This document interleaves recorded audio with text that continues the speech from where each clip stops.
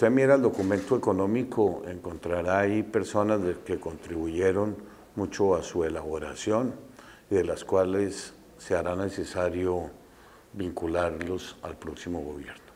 Porque yo lo que hice fue priorizar a la región Caribe y a la región Pacífica, que es donde se estaban presentando las mayores brechas en materia de coberturas, y quisimos avanzar.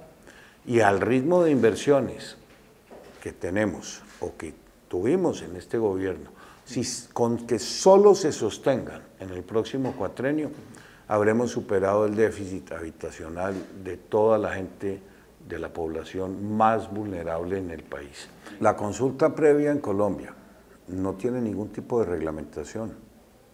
No hay una norma en la Constitución que la determine, ni ninguna legislación que se haya expedido.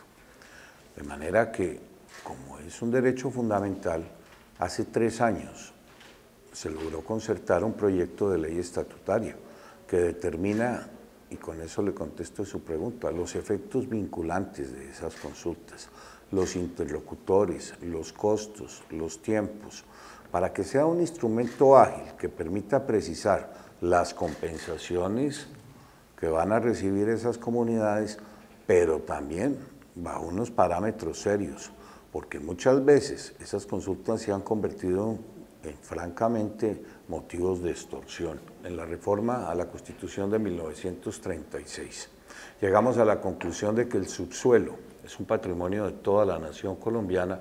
Ahora en determinados municipios, en virtud y desarrollo de la reciente sentencia de la Corte Constitucional, ya se invierte ese principio. Ya parece que la gran riqueza nacional que está en el subsuelo del territorio colombiano ya no es patrimonio de toda la nación, sino de quienes hoy son alcaldes en esos lugares, de manera que estamos prescindiendo de poder mejorar un poco la situación fiscal. Le quiero comentar que ya sobrepasamos todas las metas, llegamos a 5 millones de firmas y esperamos que esta semana muchos más colombianos se motiven a suscribirlas. Y yo no veo qué de malo puede tener el ir presentando algunas iniciativas que enriquezcan este debate.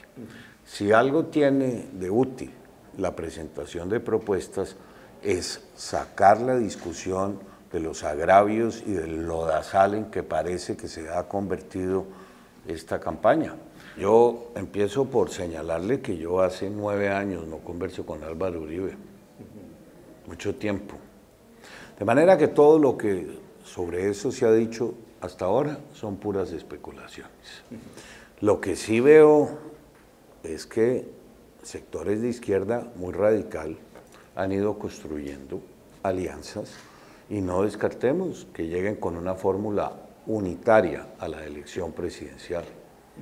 Y eso, a quienes pertenecemos al centro, nos va a obligar en los próximos meses a buscar también algún tipo de entendimiento. Y yo estoy presto a eso, no lo he hecho, y no lo he hecho con ningún sector político, porque lo considero prematuro, pero estoy en toda la disponibilidad. Tenía preocupaciones que se han ido superando, relacionadas con la implementación de los acuerdos de paz en este país. Y en parte se solucionaron también merced a una sentencia de la Corte Constitucional que clarificó 5 aspectos que nos tenían muy preocupados. Mi impresión, y yo fui presidente del Senado, es que un proyecto que ha sido negado en una sesión no puede revivirse a los 8 días. Eso no es reglamentario. Y tampoco entiendo cómo son esas cuentas matemáticas, porque la jurisprudencia de la cual están haciendo uso es una jurisprudencia que se refería al quórum, no a las mayorías necesarias para que un proyecto entre en vigencia. Y si aún aceptáramos esa jurisprudencia, que no lo es, las cuentas matemáticas no dan de ninguna manera. Si el quórum era 98, la mitad es 49.5, más un voto que requiere todo proyecto para ser aprobado, da 50.5. El reglamento del Congreso señala que es 51.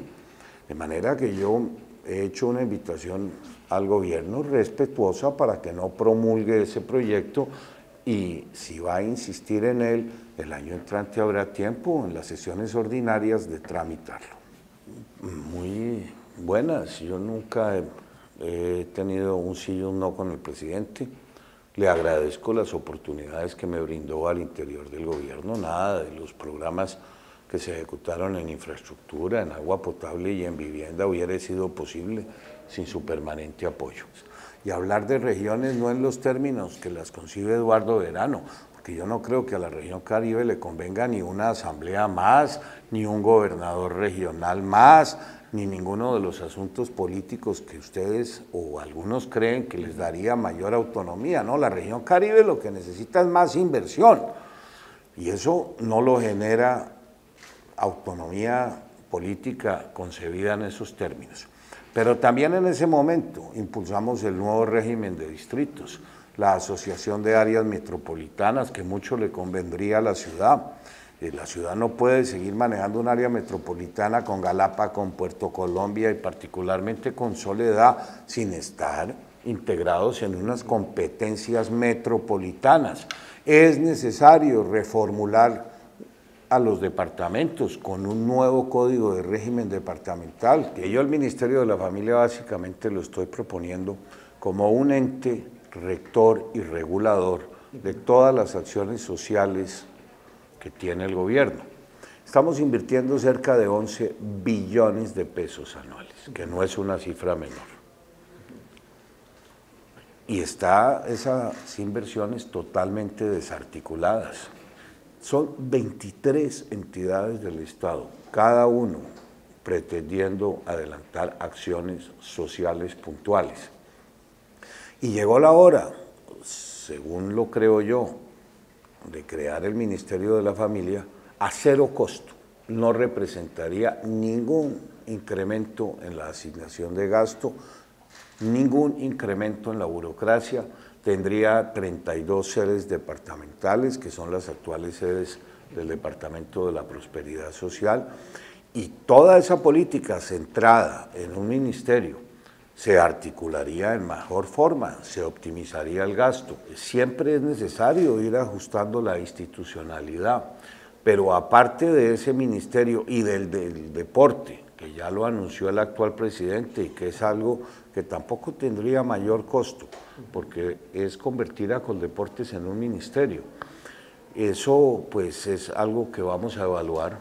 Lo que sí va a ser necesario es impulsar una gran reforma a la justicia, para la rama judicial, que yo la propuse en el año 2010. Se malogró, porque en ese momento se escindieron los ministerios del Interior y de la Justicia. Y muchos de los males actuales nos los hubiéramos evitado si hubieran aprobado en ese momento dicha reforma.